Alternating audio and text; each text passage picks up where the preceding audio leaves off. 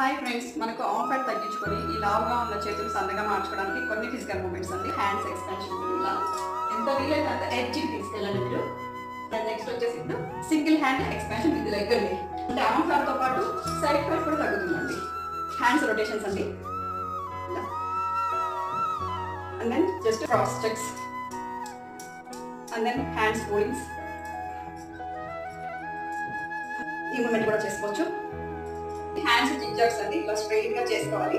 ఎంత వీలైతే అంత మీరు ఎక్స్ట్రీమ్ లెవెల్ కి తీసుకెళ్ళండి. ఐ మీన్ వెయిట్స్ తో కూడా ట్రై చేయొచ్చండి.